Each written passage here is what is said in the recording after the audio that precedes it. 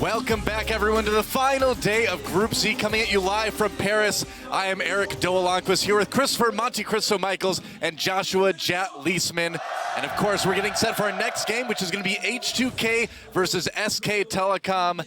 Now, it's going to be interesting, guys, because Faker's out, Easy Hoon is in. I love the Hoon. The Hoon, he's back. The Hoon is back. And, you know, I was taking a look at his solo queue. He's been playing a lot of Ryze, just like Faker has been. Orianna, Lulu, of course, his famous Azir. So probably going to see one of these four champions, if I had to guess. Yeah, and I think the real story here is that Ryu doesn't get to play against Faker again. He only had the one chance to kill Faker. I actually think that's good for H2k, though, because watching that first game, it felt like H2k was more playing the game of kill Faker than the game called League of Legends. That's the game that everybody's played against SK Telecom this tournament so far.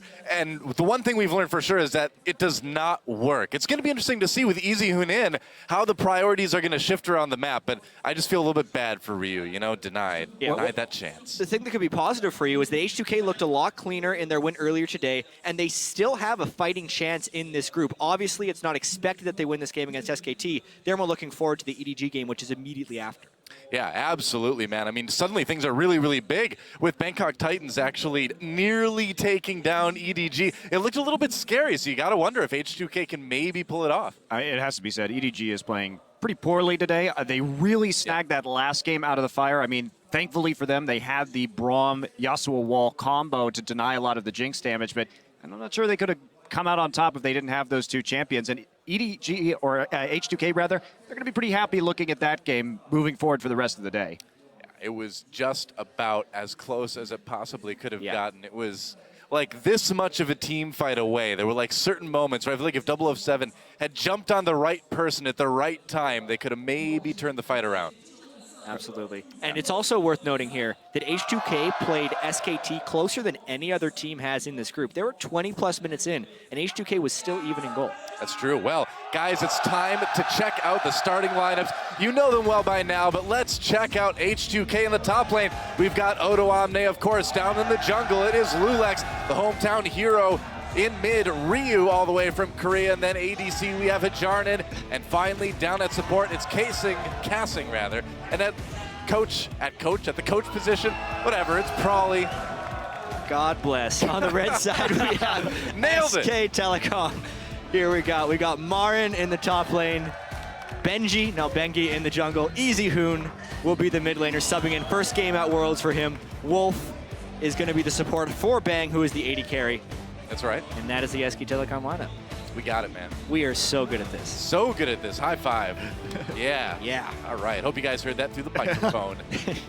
I am so ready for this match, man. I love watching Worlds. It's so good to see such interesting international competition. H2k, I kind of saw these guys a little bit backstage.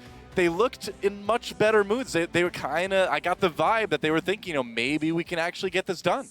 I mean, I'd be in a pretty great mood after seeing how EDG is playing today. If I'm H2k, there definitely is a window there. And we were talking a little bit about how closely they played SKT. Well, it was close. They were only down by about 1,000 gold. But even H2k as a team has a really tough time overcoming any deficit at all. Coming into Worlds, when they were down by 1,000 gold by 20 minutes, they were 1-9. So they really need to make sure that they have a strong 20 minutes if they want to close it out. It's also worth noting that in the early game, they've been very strong. Their gold leads at 10 minutes rivaled and were better than Fnatic within the European LCS. Fnatic was undefeated. So it kind of goes to show you the difference in the mid-late game between those two teams. But it also kind of speaks to the chance of them being able to take a team by surprise, because when they're clicking, their early game is very good. Yeah, you know, and I really wonder on the SKT side of things, how removing Faker, putting in Easy Hoon, I feel like this is going to push SK Telecom a little bit more towards the standard Korean type of play that we've seen from KT, from the Koo Tigers stylistically. Now, I'd assume SKT would be able to do that a little bit better, but it's going to be interesting to see if the styles change a lot, because we haven't seen this team with Easy Hoon in a while. Yeah, and when they did play with Easy Hoon in the summer, it's worth noting that Bang played a lot of Vayne. They really try to move Bang onto more carry-oriented AD carries when Faker was out of the lineup, and have Easy Hoon move into a supporting role. So they've had a pretty distinct identity of playing with both Faker and with Easy Hoon. So we may see, maybe see the Vayne come out again. And not to mention, we've already seen Marin completely carry in this tournament. He had the 1,500 gold lead against Amazing J in the first game today, and coming into that, He had the most gold of any top laner and any player in the tournament average per game. Of course, stats in this group were a little strange because we were thinking it was the Bangkok Titans that a lot of people were kind of running up the numbers on. But then we just saw BKT play EDG close, so it's Worlds, I guess. Yeah, no kidding me. Marin had like 10 killed Darius games and things like that. He's really kind of stepped up. Sounds like we've got a little bit of a sound issue with Lulex, so they're getting that fixed on stage, and as soon as they do, we will move into the picks and bans. Going to swap out the headsets, it looks like. Yeah. And people may be wondering, why take out Faker right now? But at this stage of the tournament, yeah, exactly, why not? You don't want to show anything that Faker has for the quarterfinals. He didn't really show a lot here in the group stages. I mean, even just blind picking Ryze, a little bit of a weird selection in their last match. So just keep him undercover right now. Don't allow people to understand what his champion pool is coming in. Oh, he already revealed the Olaf, though, so I don't know. The secret's out, guys. And for the most part as well, SKT is probably guaranteed first place in this group. It's not mathematically secured so far, but if they win against either H2k here or against the Bangkok Titans in the final game, they will be first. And also, even if they were to lose both of those games, they would still hold the tiebreaker over EDG. So the only way that they wouldn't get very first place is if H2k won both games against SKT and EDG, and SKT lost to Bangkok Titans. So there's really no need to try hard here for SKT. You know, part of my brain says, well, obviously that's not going to happen. But then again, I was here for the last week of Worlds. I know what can happen in this tournament, so I'm not going to make any final judgments just yet. Yeah, and also, to compound onto that, there would still be a tiebreaker between SKT and H2K, should that occur. So they get even another chance to get out of this group in first place. It's unlikely. Well, not mathematically impossible, though. No, not mathematically impossible. That's true. But like we know, math has never been my strong suit, so I'm not worried about it. Yeah, so it's impossible. That's right. Absolutely. That's Doa math, guys. So it looks like it's time to move into the champ select. Picks and bans for H2K versus SK Telecom T1 Azir, our first ban of the day, followed by that Mordekaiser. Not going to let Darman have that one. Yeah, and, you know, coming in here, the Azir ban is so common when you play against EasyHoon because he is an incredible talent on that particular champion, so no surprise that they would go ahead and take that right out of the pool. Yeah, Gangplank out of the way as well. Rek'Sai banned out for H2K. Final ban on blue side incoming. H2K does have a little bit more flexibility, a little bit more leeway in the bans being on the blue side. They're going to use it for the Elise. Yeah, the Elise I think is a pretty smart choice, especially when you have Bengi in the lineup and he's more likely to be doing you would expect side lane ganks. Elise, the best turret diving jungler, especially early game. We got to see that, in the first game of the day with Marin and Bengi getting off some tremendous ganks, and they won't be nearly as potent with the Elise off the table. Yeah, well, there's a Lulu ban, so I wonder, are we going to see the Darius first pick from H2K? If we don't, you can be sure SKT is going to grab it. What's interesting about SKT so far in this group stage is when they've been on red side, it's pretty much been Mordekaiser, Gangplank, Lulu for most of the games. They're just taking out power picks. Yeah. They haven't been sniping at one, maybe pocket pick coming in. So that's, they're very confident in their ability just without the power picks down to seal the fate of their opponents. This is what I call the Cloud special if they lock this in, because it's not only Cloud9, now it's Cloud Templar in Korea as well. Cloud-oriented with Samumu. It's true. Will they lock it in, though? Answer, probably not. Well, we've already seen Marin's Renekton against Darius, which will scare them away a little bit from picking Darius first. Well, because Sing looking to be a playmaker on Thresh. It was banned by SKT when SKT played them in the previous game. Yeah, and the Lee Sin often taken out against H2K as well. They're going to have both champions up should they choose to go for it. We could see Bengi just try and deny that pick, but I have a feeling he's just going to play Rek'Sai. Yeah, and as criticized as Lulex is as a jungler, he's a very good Lee Sin player. The move he pulled earlier today where he smited the minions while he was queuing, then kicked backwards from within the inhibitor turret was really, really impressive. And had, in my opinion, had a more well-known player pulled off that play, it would have been a highlight clip on Reddit for the execution it was. Well, maybe we'll still see that highlight. I'll upvote it instead. Well, it's worth noting right now, as we see this Kalista lock-in, Bang is professionally undefeated on Kalista. He has never lost a game on this champion. No one lets him have it. No one lets SK Telecom have it, because how do SK Telecom win? Usually they win out of the strength of the laning phase, and that is not... And their control over Dragon, and that champion is perfect for both. Well, the funny thing is that Bang actually got to play Kalista a little bit more often than some of the AD carries in Korea because of so many bans being targeted on Marin and on Faker, too. The other thing with the SKT win rate statistics is, I think, Monty, you were mentioning, since the K and S teams merged, they have close to an 80% win rate as a team. Yes. So since Callisto was just released in this season, they're going to have a higher chance of being a very strong win rate for Bang. Of course, though, still undefeated, still impressive. Okay. Little bit of a taste of Marin's own medicine as a Renekton locked in by H2k. Interesting. But can they Renekton like Marin Renektons? It's bold, I think, to pick SK like it. Telecom's counter pick into SK Telecom. I'm excited to see how it works out. It challenges Marin's knowledge of the matchup. And I wonder how much knowledge Ottawamne has of that, because it really felt like when Marin had the lane as Renekton against Darius, he got that really slight lead from the early lane swap and then knew exactly how to punish it. I don't actually expect SKT to forfeit that lead to Ottawamne in the first place, so it will be a much more testing matchup, not to mention it feels like Marin's the one who kind of invented Well, it. all right. A little bit of a blast from the past as Bengi's going to be taking that Evelynn into the jungle. And Wolf on Alistar would not be a big shock, I suppose. No, it's a really common Wolf champion. Yep. For better or for Wolf. Depends on the day. It's usually for better. He has an extraordinarily high win rate on Alistar. And the Evelynn pick, it's not something we've seen a whole ton of at Worlds, but I think it's still a very strong pick out of the jungle. It's still... Evelynn is always powerful as long as she's somewhat viable, just because you're never going to be able to track her very efficiently. It changes the way you have to ward on the map.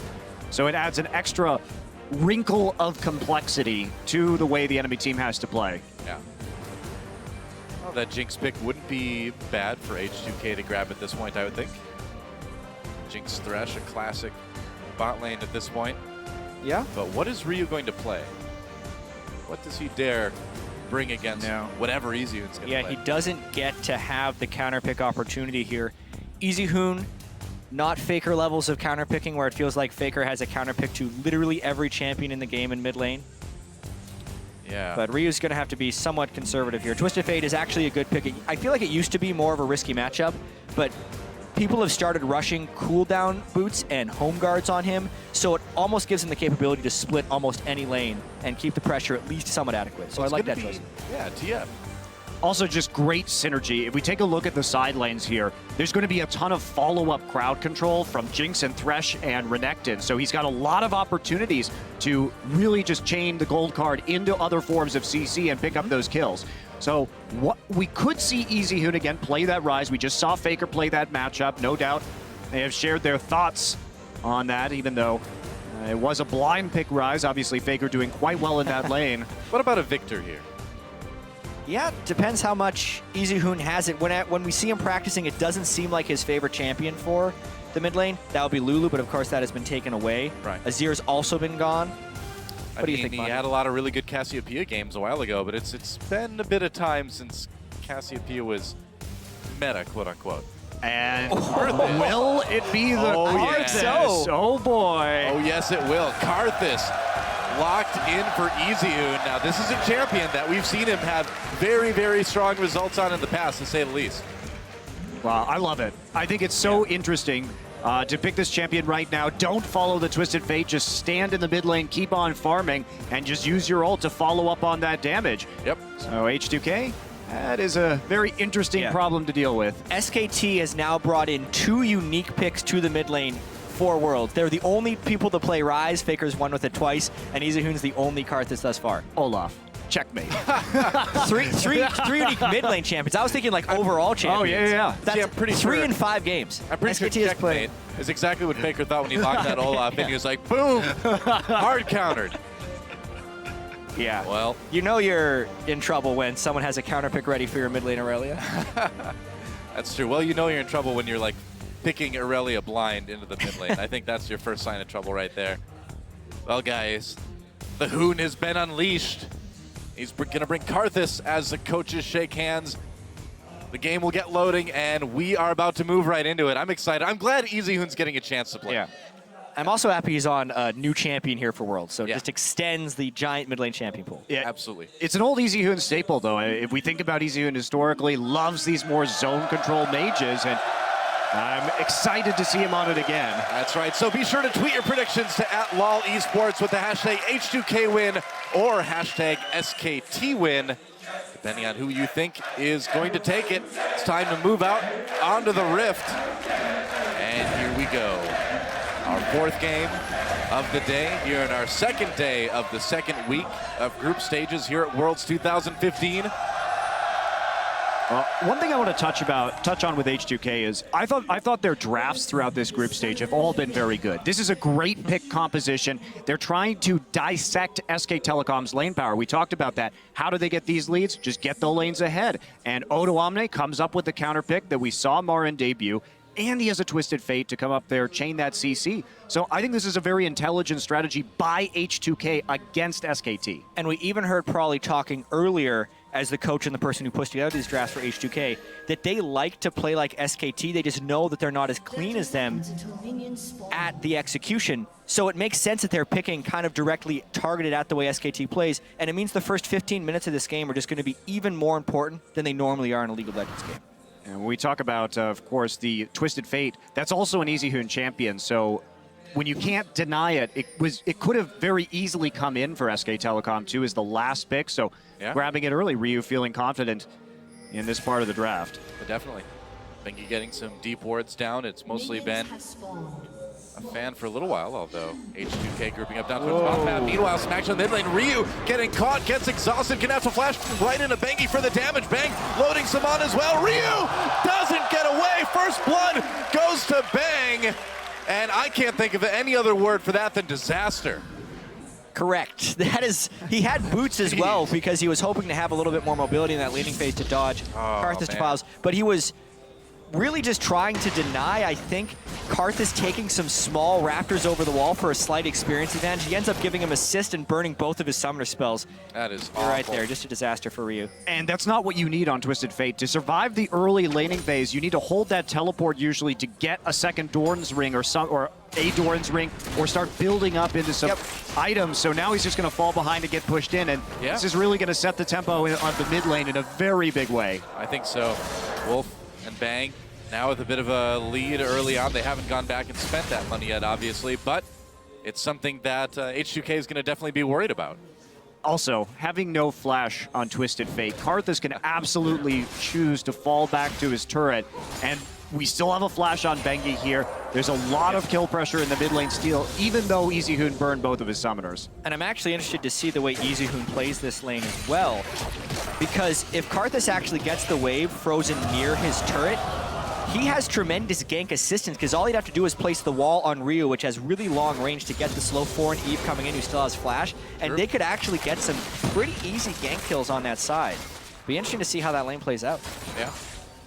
Really fast chilling smite onto Bengi with that first recall right at 3 minutes, so we'll be looking for some opportunities. We'll see if he chooses to go ahead and farm it out or whether he wants to try and make some plays. And that was another big thing about that level 1 kill on Ryu, is that it gave 4 members of SK Telecom assists too, so a little bit extra gold in the pocket early on is so important.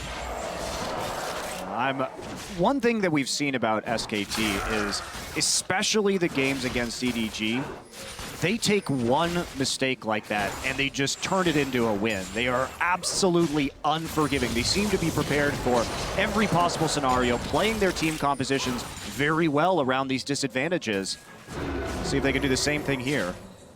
Yeah, and the one lane that is the most uninfluenced by the death of Ryu in the early game was the top lane of Odo Omne and Marin, because Marin didn't even pick up an assist despite kind of being down there for the initial engagement. This is actually the spot where the lane wants to be frozen for the gank we just talked about, where Easy Hoon would just have to put his wall down. Ryu knows it's a possibility, and Lulex will end up scouting it out for him. Yep. I think this is really smart by Lulex. You have to start getting some information Still here. hasn't seen him, though. Hasn't detected that, but does get the ward down on the Raptors. Now they know Lulex is coming around. They're going to try and make a play on this. Yeah, ward thrown in. Lulex actually doing quite a bit of damage to Bengi early on. Here comes Easy Hoon, though. The damage onto Lulex is scary. There's the flash. Lulex slowed down by the wall. Tries to avoid a gold card onto Easy Hoon, but here comes Marin as well. Flash from Bengi. I don't think that's going to be enough damage. Oh, and Bengi taken out by Ryu. Although Easy Hoon with the answering kill will keep the kill lead ahead for SKT. Meanwhile, down the bot lane, things get crazy. And Jarnan taking a lot of damage. Will he actually live through this? He actually went back up. That is Pretty so low. brave, dude. SKT, Wolf very low as well. Has to bring that flash, and there's the Q. Bang gets the kill, and now Kessing is in a little bit of trouble too. Exhaust Wolf, unafraid of the thresh. Flash of the brush. He grabs Bang, goes back in for the flame. Doesn't have the cooldown. Kessing goes down to Bang with the kill. That's 3 already for him in 5 minutes. It's looking bad for H2k. That's a nice way to put it. It's gone from bad to worse. We said I'm a nice level guy. 1 was disaster.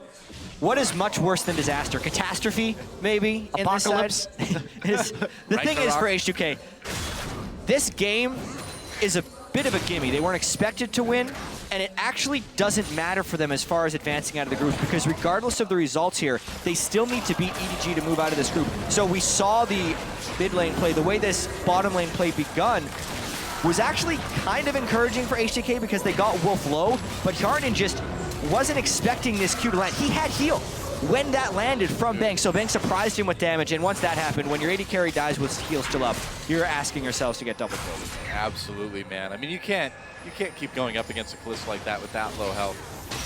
Look at this, he's coming back into lane 2 with the Cutlass and a dagger already completed, so a huge advantage in that bottom lane for Bang, and Wolf is playing this patiently, and we've got to start thinking about reuse teleports right now. Now, they still can save this game. It's not so far gone yet, but it's going to come down to whether they can actually secure kills in the side lanes. And with Easy Hoon, he's turned around the lane. You can see he's very actively pressuring it. This is where you bottle up that Twisted Fate. Yeah, if they can manage to take down that mid lane turret before Ryu is able to get anything done with his first ult or two, that's going to be a really tough thing for H2K to overcome. And I do have to echo, that is the main way H2K would have any shot back in this game, which is why the Karthus pick is quite wise. He can keep the wave shoved up, which makes it easy to punish when Twisted Fate does leave lane, and he can also kind of answer just with his Requiem. Once he knows all the threats have left that lane, he could stand and basically use it immediately as the TF comes in for a little bit of an equalizer. And that's up now, so it's yet another thing that Yarnan in the bottom lane really needs to be aware of. I mean, we saw him kind of be risky with low health situations before. You can't do that with a level 6 Karthus on the field. It does make it considerably more challenging. See Marin, interestingly, he's playing out the matchup. Both of our top laners double Doran's blades, so they're not rushing into any of their items. And playing the Darius a little bit more defensively this time around. It's the closest matchup we've seen from Marin against an opponent, is the way Ottawa has been able to play him. This is the counter pick that Marin selected for him, essentially, earlier on in the week. And I like the way Renekton plays in this matchup because I feel like he has a lot of tools to get inside the Q range of Darius to not take the maximum damage, stun, get his damage out, and then also dice out afterwards. It's a clever pick, and I think Ottawa is playing it pretty properly, but without an early jump and experience, the lane is still somewhat splitting. Yeah, even though the slice and dice is just that small little dash, it's enough to get inside and land that W so you can get that efficient trade. It seems like it'd be kind of scary for H2K, right? Even when you have Renekton teleporting in later on. I mean, you've got a lot of reasons to not want to be in melee range of SK Telecom. Absolutely. Very much H2K picked this game for the laning phase, so if the laning phase falls apart, they're in even more trouble. And here we go. Marin's TP is back up, just as a reminder, was down for a little bit, and now Wolf and Bengi just here to zone out the enemy duo lane and try and finish off this Even tower Karthus early. is Oh, there it is. Requiem coming in, teleport coming into that turret, the bot lane as well, too. Wolf gets stopped up for a second. Yarnan stays alive for the moment, had to use not the summon hero quite yet. Bengi getting taken out by Ryu as he joins the fight. Odo Omne making a big difference so far in this one. Nice explosive cast. Have they separated Easyun enough? Doesn't look like it. There's the flash from Easyun. Oh, the re-engage. Can Bang do enough damage to turn this one around? Nearly. Marin teleports in. He is ready to go. Lulex taking a lot of damage. Doesn't die from the ult, but there's another kill for Bang. And they managed to trade it fairly evenly in the end. And Bang gets double buffs after that. Now, what SK Telecom did, they were overly aggressive on that tower right now. Marin, this was a problem I said early in the tournament, maybe a little bit late on these TPs, but they back them into a choke point where their AoE can be effective, and then that's when the TP comes in. H2K really over pursuing that one, and now Bang is even more of a problem than he was before. He's up 32 CS, 4-0 with double buffs. Well, you did mention Bang having more successful games when Faker is out of the lineup and more team focus going towards that bottom lane.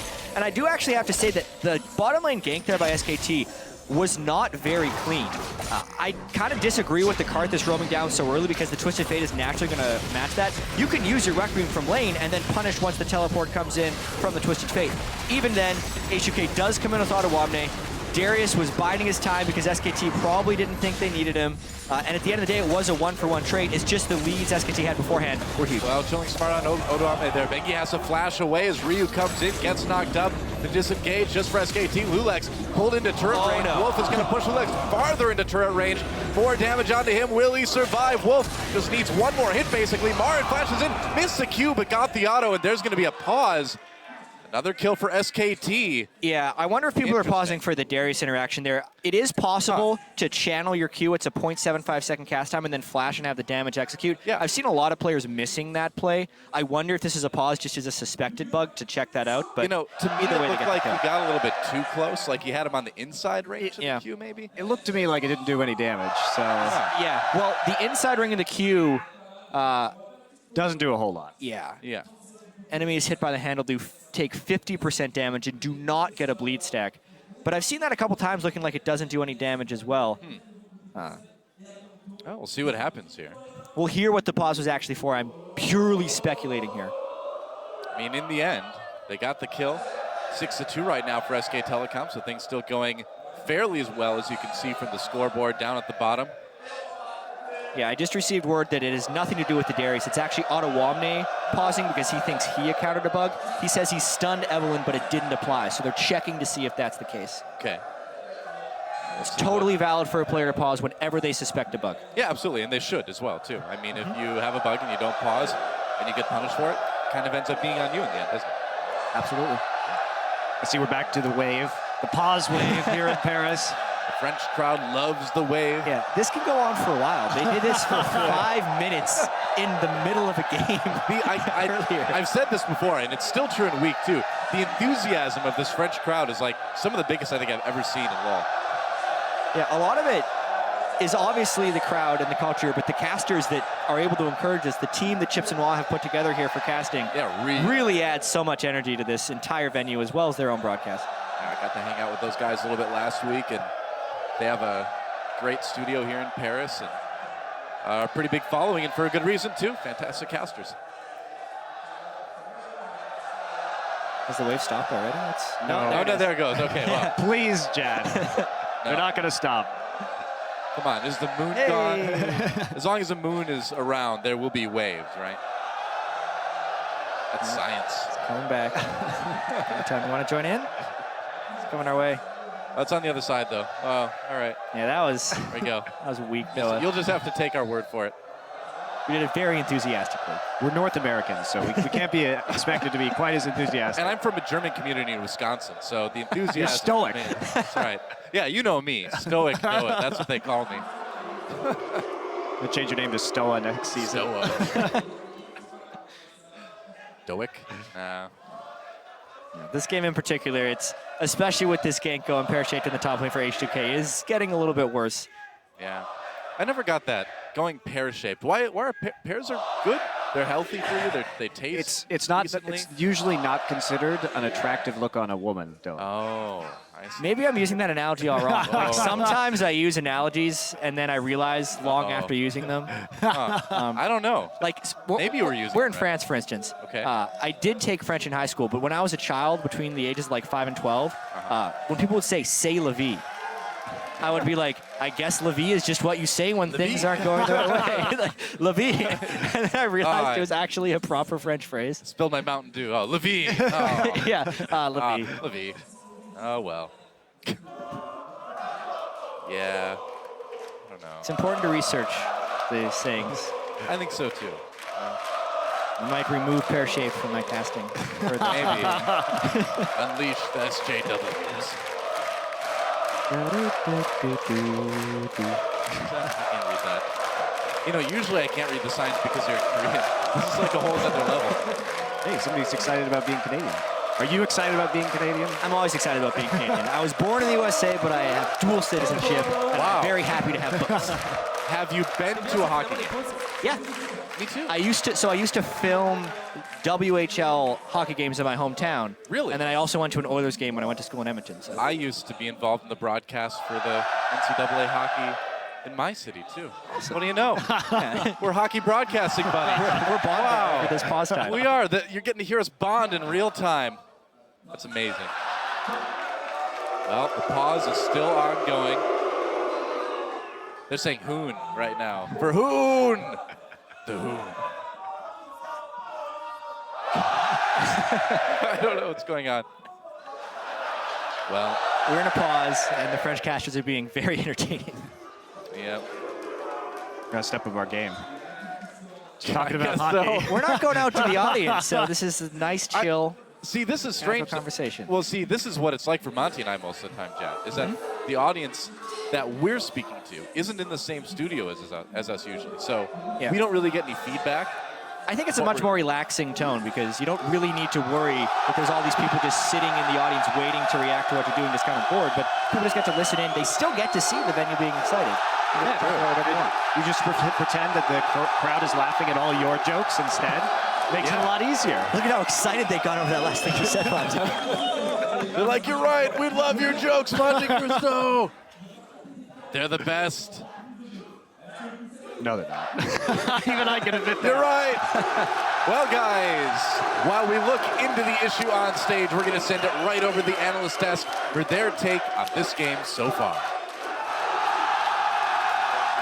We do have some time while they deliberate.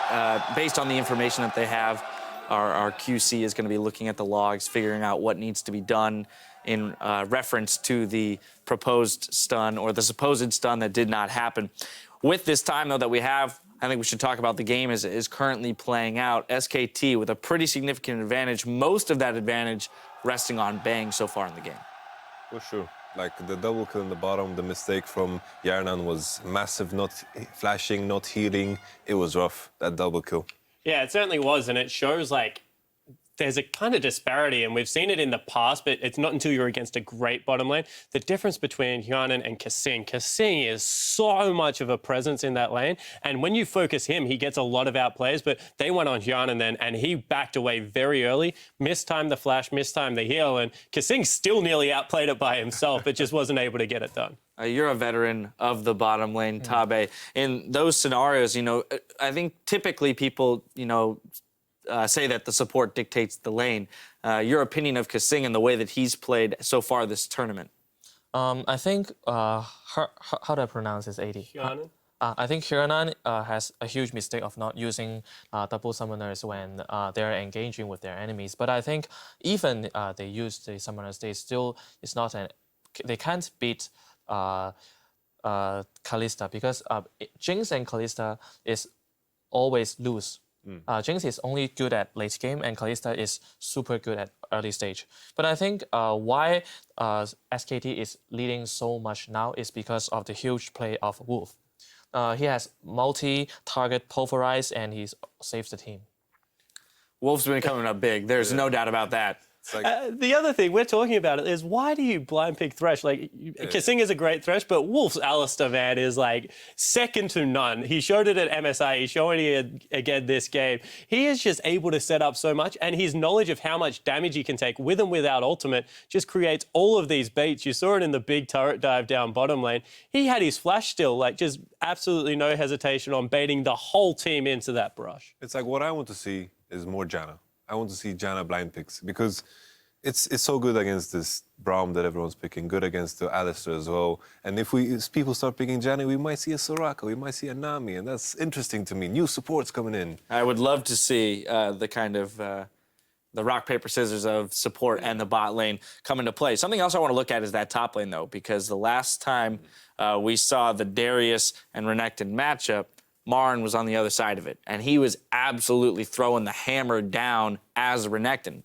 We switched it up this time. He's playing Darius. He's going even in CS, no problem. Yeah, and this is something that I like to hit on top laners is he changed the tempo of top lane by investing in a second Doran's Blade. And what that does is it actually slows down the Renekton because he can't get the auto attack reset out of that Tiamat, and he can't really do it. He can still win trades, Renekton, but not to the same extent.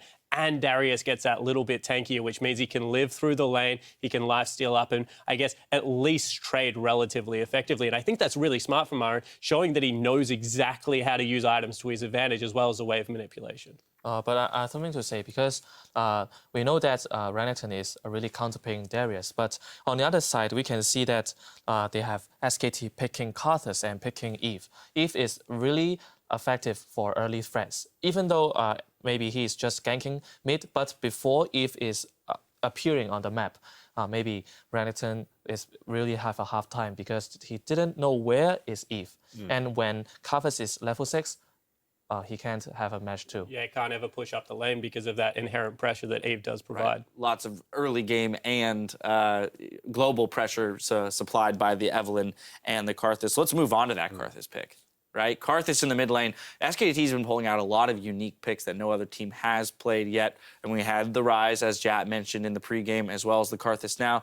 Olaf from the mid lane. You know, this is a team that clearly has a lot of tricks up their sleeves. And the question is, how many more do they have? I think it's funny that EasyWoom comes back with the card. It's as if they kind of froze him down and then like crack the ice and then he's back.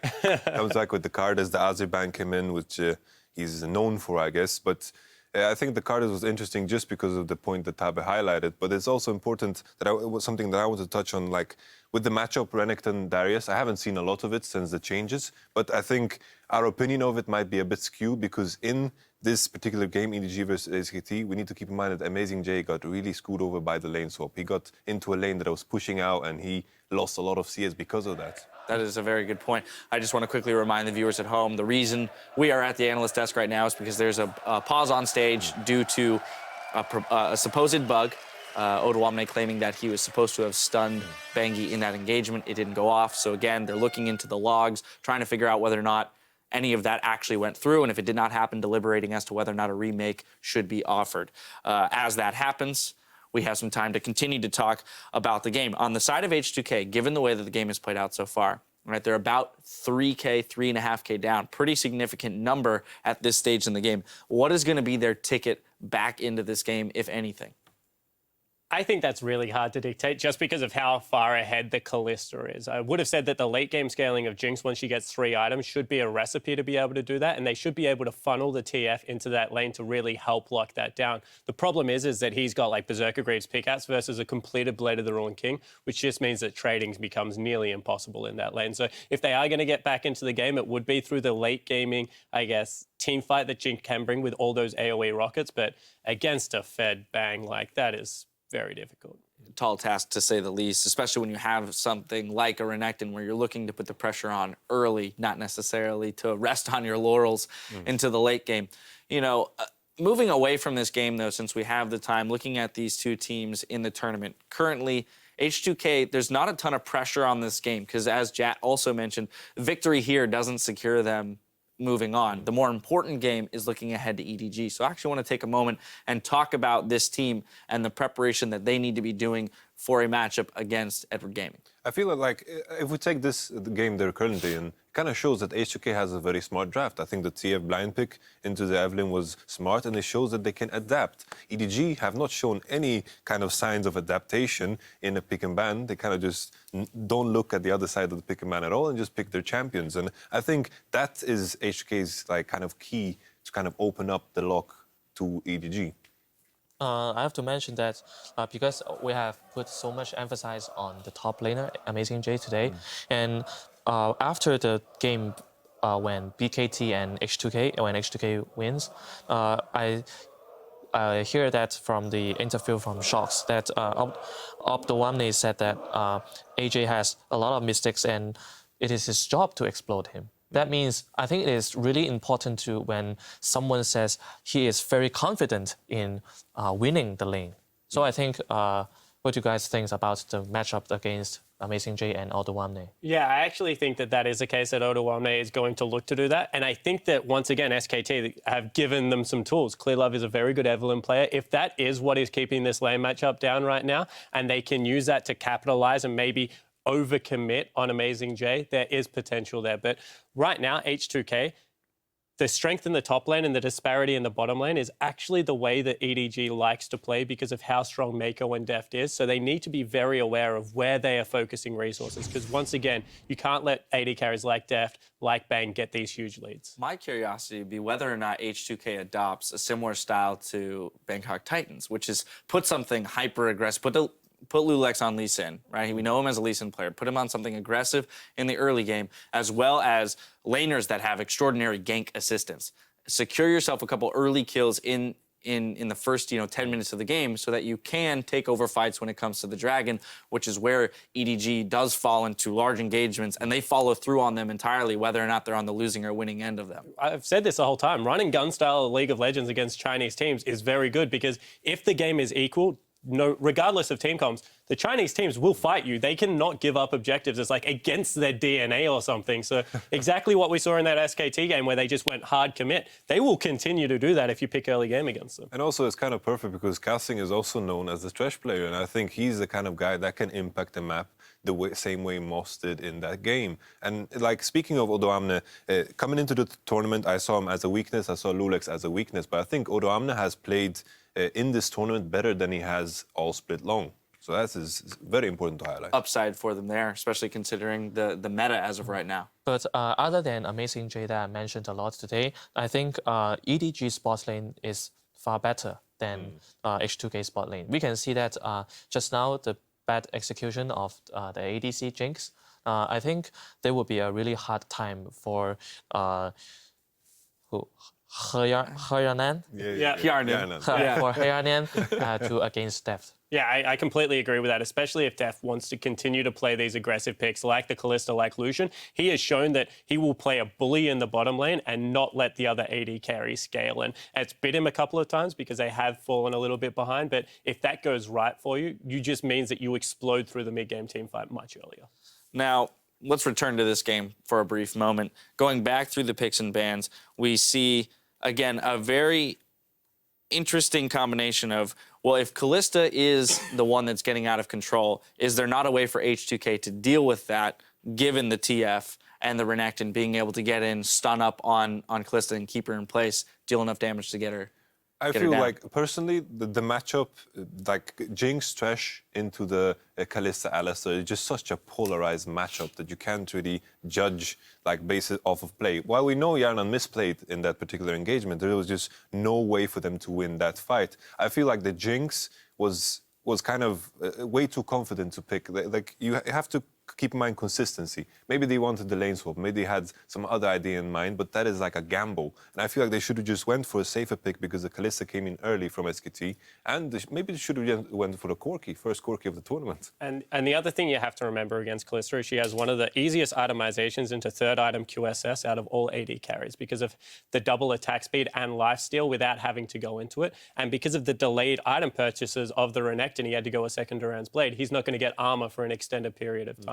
So there is a potential for Kalista to itemize much easier towards a QSS before she picks up that last Whisper, and it can set up the team fight in their favor. Afforded a lot of leniency there. Also, too, if we look at picks and bans, Jat mentioned this as well, or perhaps Monty. They mentioned the fact that SKT has been banning essentially the same 3 champions every single game when they're on red side, which is indicative of the fact that they know that they can outplay a team as long as they remove the power picks from the table. So again, they're not having to show too much. They're not being forced to show too much in that regard, yet they're coming out with these unique champion picks and saying, we've got everything covered. They're looking more and more like a heavy favorite, even though they are not necessarily in the strongest group in terms of depth. Yeah, my opinion is that SAT have shown one thing in this group stage, and it's that they are currently the best team in the world. Like, it is up to other people to beat SKT.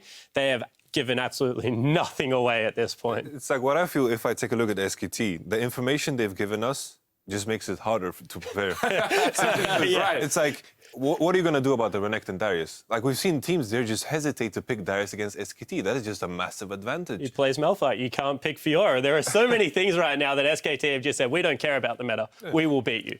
Now, Tabe, when you look at a team like this, we're looking at SKT in their current form, and you as a team are going to have to go up against them in a best-of-5 group stage or bracket stage following this. What would be your approach to a team like this that seems to have so many different formulas for success?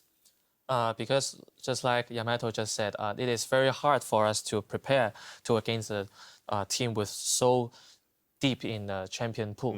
So I think what we have to do is we have to bring something that we are very good at. For example, just like you said, they are mispicking Jinx just now, right? But I certainly think of that. Why they're picking? Because they are learning from Flash Wolves. You remember yesterday's game? Flash Wolves have 3 games with Jinx, and they have Fresh 2 and Morgana. I think simply it is because H2k is learning from different opponents. So I think the team that maybe can win SKT, maybe I will give a vote for Flash Wolves, because if they are too confident from SKT of not banning out their Lulu, LeBlanc, and their Jinx, maybe they will suffer a lot. All right, well, there we go. We're throwing it back to the game right now as we're into it. Take it over, guys. Thanks, and I just want to clear this up real quick because I've been talking to production during this whole pause, and the way the ruling happened, we are continuing to play the game. What happened was Omne went to stun Bengi's Evelynn as Bengi was flashing away. The reason it paused is because it did not stun him after the flash. That is a bug and was confirmed as a bug. However, after the flash, no H2k players were in range to reach Bengi, so the referees are not allowing a remake or not offering a remake for that stun because they do not think it had a meaningful impact on the game. Yeah, Lulex was close, but all his abilities were on cooldown and his flash had already been used. Yeah, we also watched the clip many, many times to try and come to our own conclusions, and it didn't seem like Bengi was going to die or even take damage if the stun had landed. Well, yeah, the only other person nearby you could say was Ryu. He was knocked up and still out of range of clicking for that gold card anyway, so no chance there as well. Meanwhile, Bang will take the first Dragon of the game for SK Telecom as we get back into the action between H2k and SKT. Here in our 4th game of the day. And there we go. There we go. There we go. Bengi Back in the game. coming out on the side. And Ryu slowed down. He's taking a lot of damage here. Could be in trouble. No flash for him. Gets very low. Red card thrown out, but Wolf comes in for a bit of bloodthirsty support kill stealing. That's how I like to come back from a pause. Full combo, killing with the Alistair. This is looking like SKT 4,000 gold up. We also had a brief discussion during the pause about whether or not H2k would even want this remake because it's so hard for them to beat SKT, and they need to be able to keep their morale high for the next game against EDG. It's going to be an unfortunate thing for them that they have to come back from potentially getting beaten down pretty hard from SKT here and have the group-defining game against EDG. Yeah. And meanwhile, Bengi and Wolf able to get into the enemy jungle now, take care of some wards, throw down some of their own. Don't find that one. Nope, now they do. And this is kind of what I thought we'd see a little bit more of with EasyHoon in now. We're going to see maybe a little bit more room for Wolf and Bengi to play a little bit more like Score and Peekaboo. Get into the enemy jungle, throw down a lot of wards, get more vision control than we maybe see SK Telecom prioritize in other games. Yeah. The funny thing about that is EasyHoon is doing exceptionally well in lane. Yeah. So much of that is because Ryu burned both summoner spells at level 1, but it's not like EasyHoon is sitting back and being non-aggressive. Marin could be in trouble. Gold card lands, and I don't think there's any escape for him. Ryu with another kill. Meanwhile, some action down in the bot jungle. SKT steals the red. And that's the gank that we were talking about to start off this game. That is such a great kill lane for H2k. Already has that Tiamat, a lot of damage coming out, and you can just chain stun into stun very easily. So Marin, I think, playing a little bit disrespectfully right here. We'll see what SKT can get for it. They are going to potentially punish this movement, but they're not. Ryu's right back in the lane, gets that red card. Noto Omne is going to get some turret damage down as well. Yeah, Odo Omne getting a lot of damage done on that tier 1 turret up in top lane, and he may actually be able to take that out. In fact, I think he will. It's absolutely huge. The more ganks like that Ryu can get, the better. This injection of gold is actually pretty good for H2k in the grand scheme of the game. Despite all the bad things that have happened for them, 3,000 gold at 14 minutes is not insurmountable by any means, especially if Twisted Fate can get off good ganks without being punished. Well, Ryu's stayed relevant. I mean, yeah, he's died 3 times, but he's also gotten 3 kills. He's way down in farm and lane, but if he can start making more of these ganks, maybe they could turn it around. Still a tall order, but yeah, they're doing what they need to do at this point anyway. Definitely bouncing back, and QSS second now for Bang. Why not? I mean, when you get this far ahead, that's a great question. Why not? Okay, well, you can QSS Hook, you can QSS the Renekton stun, you can QSS Gold card. There's a lot of CC to worry about. And because he has so much more money it basically doesn't matter. I mean, he's up against a Jinx with a pickaxe and Berserker Greaves. Yeah, the reason you wouldn't want to go QSS second item under normal circumstances is it puts you so behind the damage curve of the opponent AD carry. Hjarnan is sitting on enough gold to get a BF sword right now, but not even finish his Infinity Edge. Bang will maintain his lead. He has more than a QSS worth of gold ahead of him, so he still has better offensive capabilities, as well as not being able to get stunned for duration by TF now. Yeah, to put that in perspective, right now, Bang is about 2,000 gold up on Hjarnan, so that's what's making it work. Well, when you get first blood, 3 more kills after that, it helps quite a bit. Meanwhile, some action to EasyUn in the mid lane, gets flayed in. Nice explosive cast. EasyUn in a lot of trouble. He's going to get taken out easily, and that is yet another kill for Ryu. The ganks are starting to happen for H2k. Well, that's what this composition does. They are very good at making picks with this composition. See, Marin ahead missing that apprehend, but they do take down that tower in the top lane in response. You have to be very careful, and they Here's the dive. Good pressure by H2k. They're trying to fight back Martin. 1v4 under the turret. Yeah, gold card's going to lock him up, and that's all H2k needs for an easy kill. Hjarnan getting that one. A little bit of damage on the turret besides. 2 plays in a row, extremely crisply executed. If they can continue this rotation, it will be extremely impressive. Kill in mid, kill in bottom lane. Ryu used his teleport because he wants to save the mid lane turret, and he actually does. H2k is just destroying these last few minutes of the game. Now they're going to get another turret here too. Hjarnan in this minigun form, and the play on the map has been pretty darn good for H2k. Playing this composition out beautifully, and this is a tough row to hoe for SKT because they don't really have a lot of siege here. They have a Callista and a melee Darius and a relatively short-range Karthus to try and punish this mid lane turret. The wave clear's there for H2k. It's extremely hard to push against a Twisted Fate, especially one that has cooldown boots with home guard. Even if he needs to go back, he can get back to the lane as quickly as possible. And if it wasn't for H2k having all those pretty big missteps early in the game, their execution in the last 3 minutes would have been enough to actually pull them ahead of SKT. This is very promising for H2k as they look forward in this group, even if they don't win this game. Yeah, I mean, honestly, the pause seems to help them get their heads on a little bit straighter here. The cohesion looks much better since the pause has ended. Wolf tries to make a play there on the Lulix, doesn't quite connect. That turret's starting to take a little bit of damage now. Dragon up in 20 seconds, too. Ryu actually getting the Lichbane first here, so prioritizing some burst in the ganks as well as an opportunity to split push, because it's going to be difficult, especially with that teleport on EasyHoon, to follow him up. So maybe looking for some more tower pressure here. And when you're behind, you need to just make those man-up plays. Go somewhere else, try and beat them 3v2, 2v1, something like that with a bit of burst from the Lichbane, or just split push and don't fight them until you get back into the gold game. Yeah, SKT gets an unopposed second dragon, and if they can keep this up, that's going to be cause for concern for H2k a little bit later. And I mean, how many times have we seen this in Korea, giving up a turret here and there, focusing on those dragons and coming out with that big advantage in the mid-late game. Oh, Bang loads up.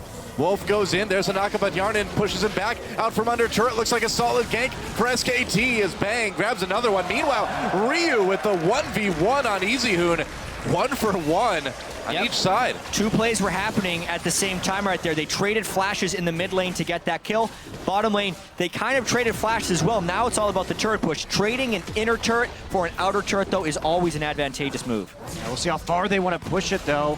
Looks like they may be collapsing up through the mid side, just pulling back, not going for an inhibitor turret quite yet. Yeah, they could take the red buff here on their way out, so it's jungle control if nothing else. That was a great call from SKT too, because they saw the Destiny go up, and then they immediately knew that the TF wasn't going to the bottom side, and they could go ahead and make that play. Yeah, let's check this one out again. Pretty easy gank onto Easy, and looks like Odo Omne helping out a little bit there as well. And Ryu with the flash gold card. A little bit of revenge. So they ended up burning more on that gank than SKT burned on the gank in the bottom side, but they still did convert another kill onto EasyHoon. And not only that, but the effect is too, as soon as H2k backs, SKT walks up into the mid side, gets another turret, but still trading blow for blow a little bit, but SKT taking now incremental advantages after falling a little bit behind in the pressure game. I feel like this is a little bit of what we saw in the first meeting between H2k and SK Telecom, where they managed to keep it fairly close in the early game, and although we had some weird stuff happen in this game, they made up for it. They made it close enough, but now, just like in game one between these two teams, SK Telecom starting to jump ahead a little bit every few minutes. Question now becomes, how is H2k going to defend against SK Telecom's Dragon pressure? They have a very fed Kalista here. Yeah. SKT is going to look to close this game by repeatedly fighting around the Dragon and trying to secure it. So that means H2k, they need Dragon Vision because their pick comp has to intercept SK Telecom on the way to that objective. Yeah, to me, H2k would want to wait as long as possible on that and only contest the 5th Dragon. Unless they can Bold. get... Honestly, that is the way European teams or North American teams have generally dealt with the Dragon Snowball. They wait until the last minute, hope to turn the game around before that point, and if they can't, then they fight exactly on the 5th Dragon, and it works much better than in other regions. So, for instance, in the LCK or the LMS, oh, there might be a fight coming into the mid lane. I'll get to it. Could be, yep. Trying to slow down a little bit. Teleport's coming in for SK Telecom. Marin gets it with a big apprehend. They're going to get flayed as they try to chase down Kasing and Lulax. Ryu on the run already, going to turn around for a little bit of damage. Kasing goes down. There's another kill for Marin. The second of the game, and a good fight for SK Telecom taking out that bot lane. Marin instantly flash apprehended after TPing in right there because he knew he was going to have to deal with the slow coming in from the box. So really setting up that play well, getting the deep ward in so they had a teleport target. Yeah, SKT might actually be at the point where they can apply Baron pressure on top of the Dragon Snowball because they're now at a 5,000 gold lead. But while it may not be super relevant to this game, basically, LCK teams, when they're up 4-0, and LMS teams in Dragons are like a 95% win rate. But North American and EU teams, when they're up 4 Dragons to 0, is more around a 70% win rate, only because the LCK and LMS teams don't let it get to that point at 4-0. So if they're going to lose, they usually lose contesting the 3rd or the 4th Dragon rather than the 5th. Yeah, I mean, once you're on that 4 Dragon pressure, you basically need to win the team fight or you're done, right? It's a very risky situation to be in. H2k, though, losing a lot more than that Dragon game so far. Down 5 turrets to 3, and it is a 6,000 gold lead in 22 minutes, too, which is pretty substantial. Looks like SKT maybe just be happy to play a little bit further back and I think so. wait this one out until the next Dragon fight, not really leaving themselves open to many kills. And now with the ward line, there aren't very many deep wards in for H2k, so they have the vision control. They're just staying on their half of the map and waiting for the drag. It feels like H2k has recovered from the flurry of action that H2k unleashed right after the pause. Before SKT actually made those nice plays in the mid lane, H2k did have deep ward lines into the red jungle as well, so that was a play they had set up, and essentially H2k's momentum has been broken. Yeah. They now need to have almost a lucky play in order to get back into this game because they have to go into unvisioned territory against an Evelynn and Karthus, which is really, really dangerous. Yeah, the setup already coming through from SK Telecom. You can see backing, getting 3 pink wards, waiting about a minute left before they push forward onto that objective. H2k with plenty of wards in the inventory too, though. The battle for vision will be incoming. And the question is, I mean, with SK Telecom already having that vision advantage, will H2k even really be able to get in and contest too much? Yeah, they're going to try and just make sure, cover their bases, not let the Baron go here either. Yeah. We get some vision around that. Marin going back for one last recall. H2k is playing off of their teleport advantage right now. They need to get Auto-Omni up a little bit more. Oh, Bengi has a flash. They're going to catch him. Oh, he got gold carded. He got CC'd to death. And Kasing with the kill there. Meanwhile, more action as Auto-Omni tries to engage onto SK Telecom. Wolf pulled in with that Fate's Call, thrown back in again. But SKT with not a lot of follow-up. Wolf may not have wanted to go in there. There's a knock-up onto Auto-Omni. EasyHoon looking for some opportunities, putting down some Qs, and Marin just can't get in there. He needs to run. Auto-Omni flashing, banging a little bit of trouble. There's more damage coming in from Ryu. Bang, now they're inside Karthus. Lulax taking a lot of damage, and Karthus doing so much. Here comes a Requiem. Can he get any more? Gets one onto Kasing at the end of all of that. So it looks like it's going to be 2 for 1 in favor of SKT. It's the second time this game that I think that H2k is really overextended for a play. The first one was responding to the tower dive on the bottom side. They had the advantage right there. They got the pick, go ahead, stop the Dragon Snowball. H2k has the right idea with so many of these plays. They had a teleport advantage, which meant they were kind of looking for a fight the instant that Darius showed on the other side of the map. But they got the Bengi pick essentially for free. They didn't need to then burn their teleport advantage and then force a slow fight up the mid lane, because if they just got the Bengi pick, they could have maintained their teleport advantage, kept split push pressure, and then actually forced a 4v3 with the threat of a 5v3. Instead, they just opted into a 5v4 after they got the initial pick. Yeah, I mean, now it's starting to look like the desperation is setting in for H2k a little bit here as SK Telecom takes their third Dragon in a row, really monopolizing the objective this time. Monopolizing the vision, too. It's also, don't run into a Karthus. Under turret. Under turret. Don't do that. It's one of those things now, we don't see very much Karthus played professionally these days, so sometimes you, as a team, have to readjust to how you play against a particular champion, but Karthus is getting scary now. His rod is maxed out in terms of stacks, has the Abyssal Scepter, and now he's starting to go into some more needlessly large rods. And he, of course, is going to be a monster in the late game if you give him that opportunity. And the scary thing, too, is the scarier Karthus gets, if he hits one ult, Marin could just pentakill them. The scarier Darius gets as well. Scariest. That's what you call him now. Maybe not right now, but soon. Maybe after he gets a few more kills. Resetting champions are just tremendous with Karthus. Karthus has kind of fallen so far out of meta that you don't see it that often, but the synergy is absolutely massive. The amount of upfront damage he can do, even if he just flashes into a teamfight, dies, and ults, is almost enough to set up Marin for just 1Q ultimate and then start the reset chain. Yeah, I mean, when you've got champions like Renekton, Gragas, Thresh all going in, you're going to be sitting right on top of that Karthus if the team groups up on him. I think we have to ask, too, how much more Karthus are we going to see this tournament in a meta where assassins are not very prevalent?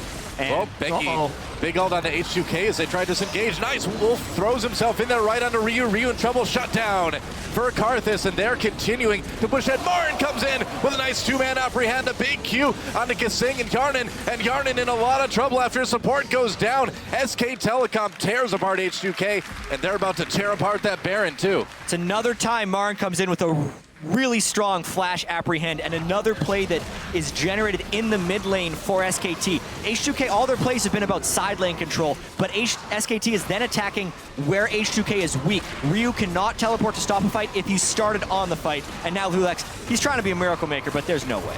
Wants to be the hero, but it's not going to get close enough as SKT takes a pretty easy Baron. Lulex on the run now. We'll see if he gets out. He might be able to get himself executed in time. I think that's the hope of this thing. Oh, nope. Slow him down. Yeah, he slowed him a little bit. But I think there's another friend coming. Uh-oh, here comes Marin.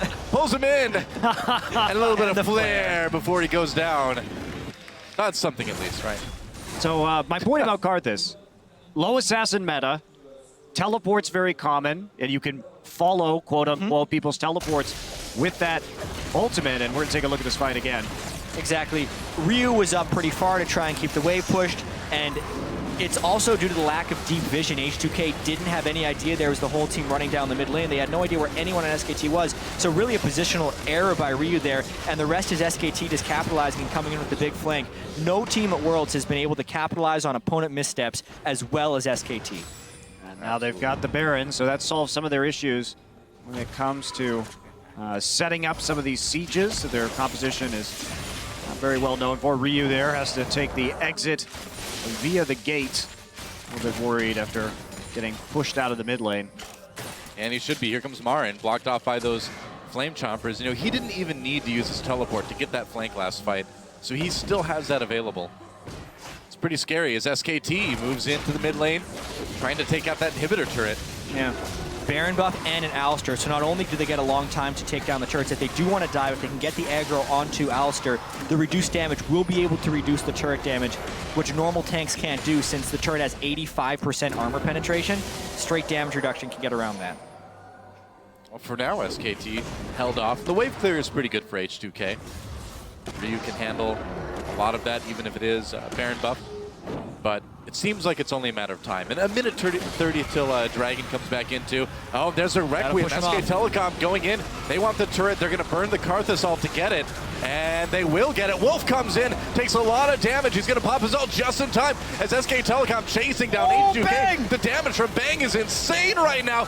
Double kill. Can he get more? Triple kill. I believe he may have, no, now Quadra yet, as Lulex and Odoamne still alive, but doesn't really matter. I think SKT is ready to end this one. Beautifully executed play there, pushing them off the turret with EasyHoon, and then when H2k thought it was safe to come back in, that's when Wolf attacked. That's right, and the attack is successful. The Nexus turrets go down. There goes the Nexus, and SK Telecom will close it out just shy of 30 minutes. It's another win for SKT. They're 5-0 in the group now. Yeah, sets him up for a pretty solid first place performance in this group stage. Yeah. And now we have to turn and see H2k. You know, they fell behind early. They had that unfortunate death at level 1, which set Ryu really far behind. But honestly, credit to them. I think they actually played out that mid game quite well considering the deficit. They really did. SKT is on their way to a 6-0 group and has looked very dominant in this group. But for their games in particular, H2k has been much harder to beat than EDG was. Honestly, I think H2k has the best games against their poor record in this tournament right now. They've been losing a lot, but their losses, they've still looked fairly good at certain points in them. Yeah, H2k has had the right idea on a lot of plays. I do have to talk briefly on SKT here, though. They are on their way to a 6-0 group if they can defeat the Bangkok Titans at the very last game of the day. Seems pretty likely. And I wonder, last year there was so much talk about Samsung White and whether they could get the perfect run at Worlds. Well, currently, SKT, they might be going for that title as well. Yeah, well, I mean, they're going to go for it as long as they can, I suppose. And with that win, too, I believe SKT does lock up first place in the group with a 5-0. Yeah, it's Yeah. No one can do that. Mathematically confirmed this time. Mathematically confirmed. There we go. A little bit of math. What do No you one know? else can get to 5 wins. That's right. They have beaten everyone too many times for that. And SKT, I mean, EasyHoon, it didn't seem like they really missed a beat, really, did they? I mean, the Karthus, such a different pick than we usually see from Baker, but they really were able to sort of integrate it into their team style very, very easily. Yeah. And that's what SK Telecom does. I mean, why not? So now we're going to send it over to the analyst desk for a little bit of a post-game recap. Thank you, gentlemen. Now, very necessary win there for SKT in order to secure that first round, or rather first seed going into the bracket stages. But we're going to take this opportunity before we get into our next game to check in with the Twitter sphere, where you guys are sending in your questions for our resident Season 3 World Championship finalists with the hashtag AskTabe. Now, we'll start with a tweet from @Bachiak, or Bachiak, which says, what do you do to prepare for a big match? Well, Tabe, what is it? Before we are going to face a huge enemy, our opponents, before a big match, obviously we will have a very in-depth conversation with our teammates. We will have a meeting about like 30 to 60 minutes about the band pick. We will stimulate the picks from our enemies. For example, if our enemies are SKT, we will think of them of what will Faker going to pick, what will Marine was going to pick. And after that, we will think of the team morale. Are we very afraid of against them, and we will choose to have a big meal to relax ourselves. Sounds good. Gotta have that big meal, fill up your Lots of stomachs. Exactly, yeah, get your minds off of the game itself. Next up, we have Loki259, who writes, which team has the best bot lane at Worlds currently?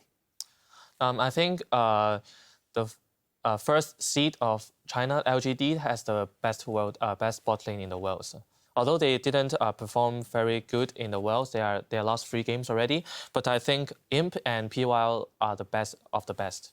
And I want to ask you, because we hear a lot about PYL, but what makes PYL such a great support in your mind? Because my play when I was a player too, I like aggressive play.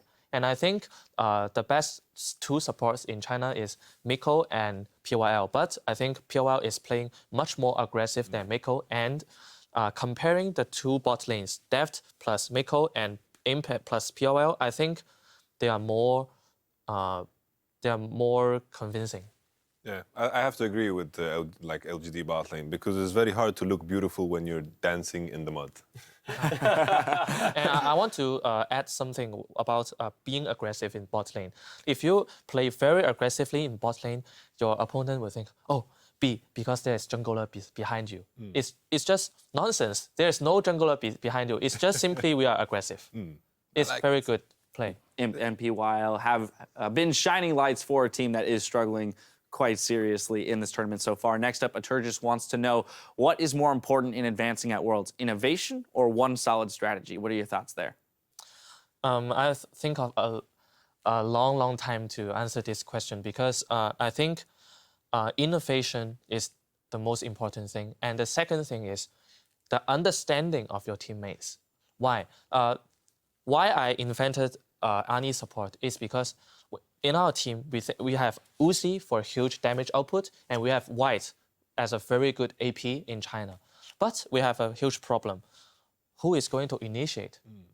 We have huge problems about initiation, and we have a meeting of a whole team, and we figure out that Sona and Fresh is the best initiators.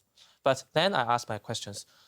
Let me list all about the champions who have stuns. We figure about Sion, we have Anivia, and I suddenly think, oh, what am I doing?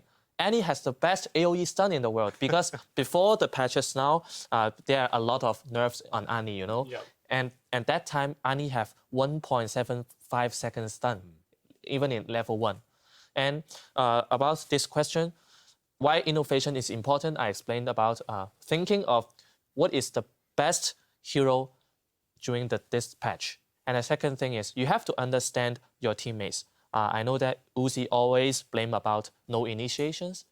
We always know that White or even Godlike can make good initiations. So you have to have good understanding of your team.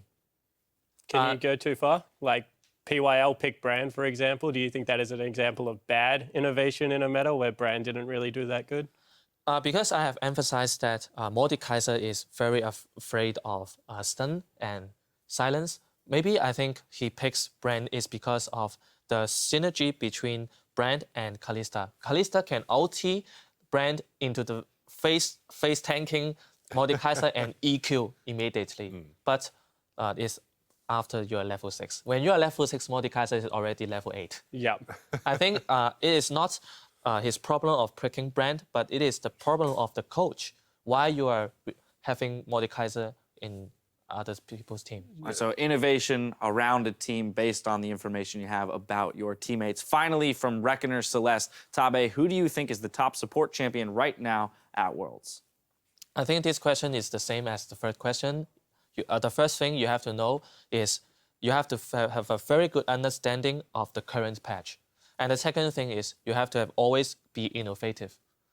For example, we have seen Kench support used by Gorilla. He is just ulting and he eats Jinx and he brought prey into 5 men. And he uses W to rescue your ADC. Why he uses this is because no one understands about Kench. No one has the same in-depth understanding of Gorilla's Kench. For my opinion, among the world's play, I think Morgana will be a very good pick because we can see by stats that Morgana has won all the games as a support, but there's only a single lose time when Morgana is used by Pobelter as a mid lane. Something that I would like to add as well, simply because top lane and mid has been so important to last pick, that's why we have to see these blind pick supports all the time. Otherwise, we would see these counter picks. That's why we don't see Janna, that's why we don't see any Soraka or any kind of innovative picks. That's why we get to see these boring, like, blind picks like Alistar and Braum. Well, Tom Kench is not boring. Yeah, Tom Kench is... Well, I'm hoping to see more Tom Kench. I want Tom Kench to become meta in this tournament. Well, Tabe, thank you very much for providing us with some of that insight there. We'll see if H2k can shake off that loss as they get back on stage for our next match, where they'll face the LPL's Edward Gaming. Keep it tuned right here. We'll be back after this. Here comes Martin as well. Flash from Bengi. I don't think that's going to be enough damage. Oh, and Bengi taken out by Ryu. Requiem coming in, teleport coming into that turret, the bot lane as well too. Wolf gets stopped up for a second. Darden stays alive for the moment. Had to use not the summon hero quite yet. Bang. Oh, now they're inside Now, though, Karthus. Lulex taking a lot of damage, and Karthus doing so much. Here comes a Requiem. Can he get any more? As SK Telecom chasing down H2k. Bang! The damage from Bang is insane right now. Double kill. Can he get more? Triple kill. It's another win for SKT. They're 5-0 in the group now.